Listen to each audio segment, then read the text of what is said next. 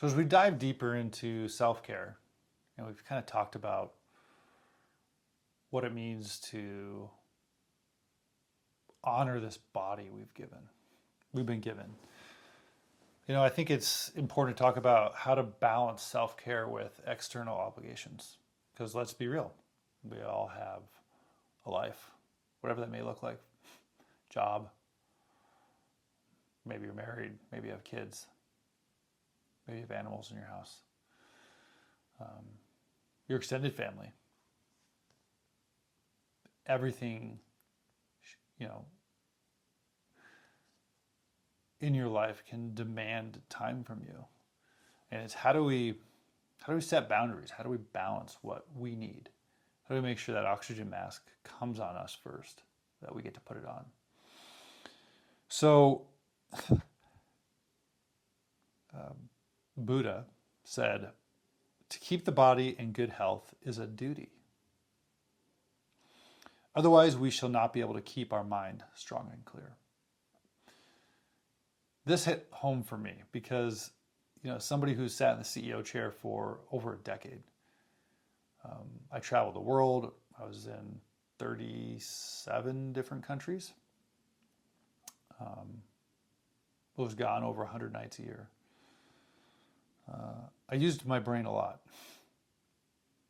My mind was really, really important to me. And I didn't prioritize my body. And this just shows I had it backwards. My mind was never as clear as it could have been. It was never operating at 100% because I didn't fulfill my duty of keeping my body in good health, of honoring it. So, to make this point that if we want to have and maintain mental, emotional, and spiritual health, we have to build on the foundation of our physical health. And this doesn't mean you need to go join a gym and plan 2 hours a day to get cardio in and lifting weights. That's not what I'm talking about. But the self-care needs to start with, I don't need Taco Bell for breakfast. That's not going to be good for my body. Yeah, I'm running late, but I'm going to grab a banana instead. You know what? I don't have time to work out today. I'm going to do 50 push-ups or 10 push-ups or whatever it is you do. That takes 5 minutes. It's making it a priority that you can't skip, that you won't skip. Norm Kelly said, you cannot pour from an empty cup. Take care of yourself first. Another, simple analogy to the oxygen mask. I can't offer you any water if there's nothing in it. No water in my cup, right? So I'm not gonna deny that, especially trying to figure out, number one, balancing self-care is tough anyways, and especially as you're starting out, it's really, really, really hard. And it's especially hard for those in demanding roles. Demanding roles are everything from stay-at-home moms to CEOs. And I don't want to define why or what that looks like, because it could be something that is easy for you, but somebody else has life pressures, their in-laws, different types of kids. All these things can make life very, very demanding. An example is having a kid that's autistic and pretty far down that side of the spectrum. How do you not prioritize them first?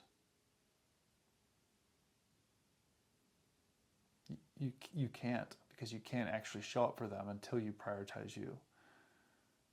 And while you might have less time than the next person, you still have to show up for you.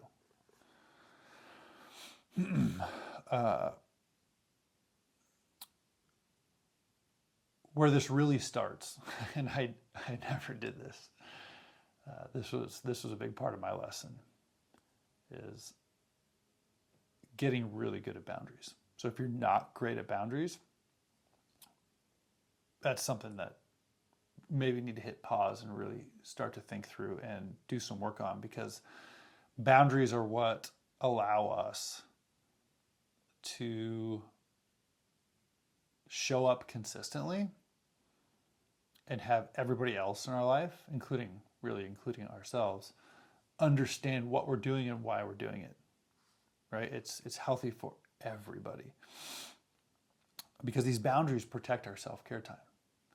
You know, in my world, my daughter knows that when I wake up, for the first 15 minutes, sometimes 20 minutes, I go downstairs in my office and I do a little bit of breath work and I do some meditation. And if I have the door shut, she doesn't even knock, because I've set boundaries that that's what I do. And unless it's an emergency, please don't bother me. Please honor that time. So think about what that could look like for you. What are these boundaries? Is it, you're on a 12-hour work schedule and maybe there's an electrical closet somewhere that, just after lunch, all your coworkers know that you go in there and you've got some quiet time for 15 minutes. And it can look like a lot of different things. So set clear boundaries, and really employ effective time management techniques. And what I mean by that is, like, for me, it's when I get up, which is typically at 6 a.m., I immediately go downstairs and I have my routine. When I go to bed, which is typically, trying to fall asleep by 10 o'clock at night, so I get my 8 hours of sleep. I'm in bed by 9:30. I have my evening routine by, 9:50. I'm doing my best to fall asleep as close to 10 as possible. So it's setting these times. It's maybe during your lunch break. It's maybe taking the 10 minutes after you get off work and sitting in your car, letting go of everything from the day and having your reset time there.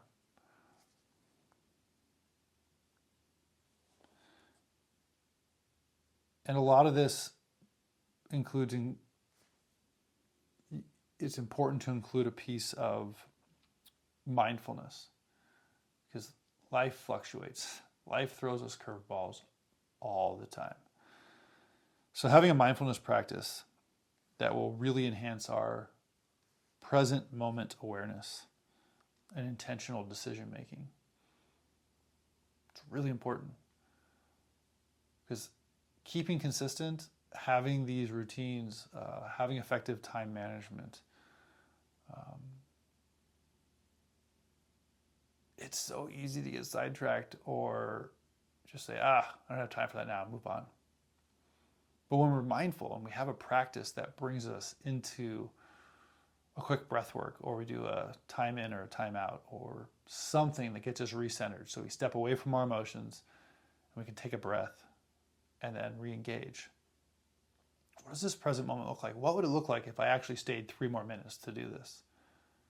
Often that's all it takes, 3 to 5 minutes.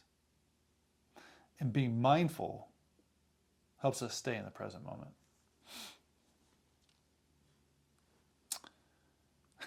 I love this quote by Anne Lamott. Almost everything will work again if you unplug it for a few minutes, including you. I love this. This reminds me of my mom and the local cable company here. She would spend hours a month on the phone with them, and 9 out of 10 times, they would just have her unplug her cable box, wait a few minutes and plug it back in, and voila, it worked. Works with your phone, it works with your computer, and newsflash, works with you. This is why we have an accompanying,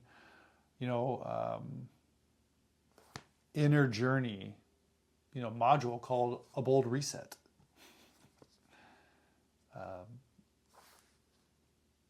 And whether you utilize the breath work, the manifestation, the gratitude, the meditation, the timeouts, the time ins, all the different tactics that are available in that, it's called a bold reset because it's like unplugging yourself and hitting your reset button and plugging yourself back in. Such simple little things that we can do to change everything in our lives. And I don't want to dismiss the fact that guilt and shame are probably something most of us are dealing with at some level. And if there's any part of self-care that I've had to learn lessons over and over again, it's that no self-care with compassion. Remember we talked about C&C, compassion and curiosity. But what felt like no self-care because I missed my breath work or I missed my workout. So what felt like no self-care, but actually having compassion around it and being aware, being conscious that, hey, I missed it today and it's okay. And just taking a second to honor myself and to be curious about how I can change it the next time. That is self-care, because stripping away the guilt and the shame that typically comes, that all of us have felt at some point in our life, that is such a huge part of taking care of you, not allowing that in your life. Don't let that little lesson get lost on you. It is so important. Self-care looks like so many different things. And eliminating guilt, eliminating shame, arguably more powerful than getting a good workout in. It affects your body on all levels. So I want you to do a little exercise. You can do it with me or you can do it on your own. It's your choice. But it's a self-care versus an obligation audit. And it's really simple. It only needs to take 90 seconds. But I want you to mentally or physically jot down, you can pause this video if you need to, a list of your daily activities. I woke up, I brushed my teeth, I took a shower, I made my kids breakfast, I made myself breakfast, I got in the car, I listened to a podcast, I did this at work. List your activities out. I went shopping for 30 minutes online. It's okay. No shame, no guilt. Just list out your activities. And categorize them as either self-care, obligations, or distractions.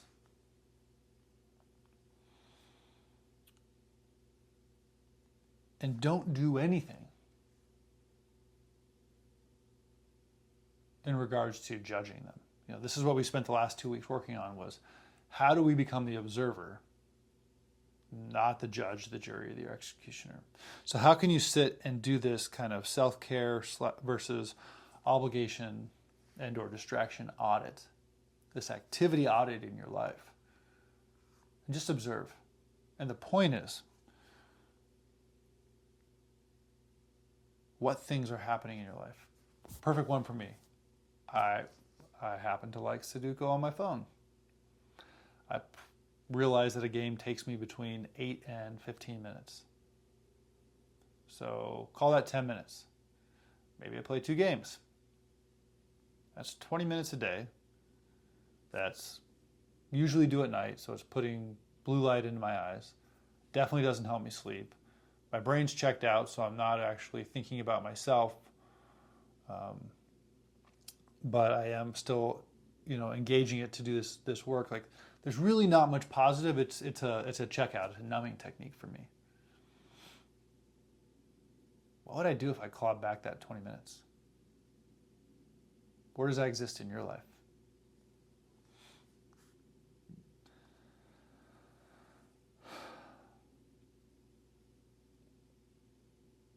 I'm going to suggest one more thing. And I know this is hard. But I want you to say no to everything for 2 weeks. Yeah. If that's not real, make it a week. But don't do less than 7 days. And I'm not talking about engaging with your kids or your partner. I'm talking about what feels like obligations. Say no to all of them for just a week. Say no to every dinner, to every happy hour, to friends that want you to watch a movie or a sporting game. Just say no. Give yourself that time back. And not only watch, what does it feel like to give that back to yourself?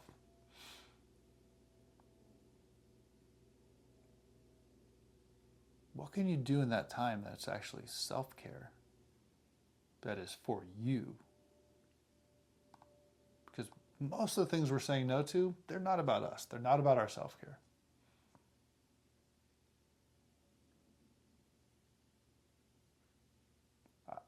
This was really powerful in my life.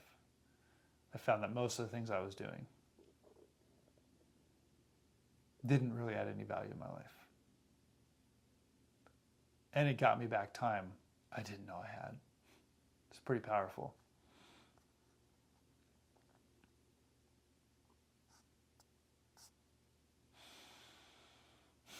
This is not an easy topic, balancing self-care with all of the obligations we have in life. But you can do it. I know, because I found a way to do it in my life.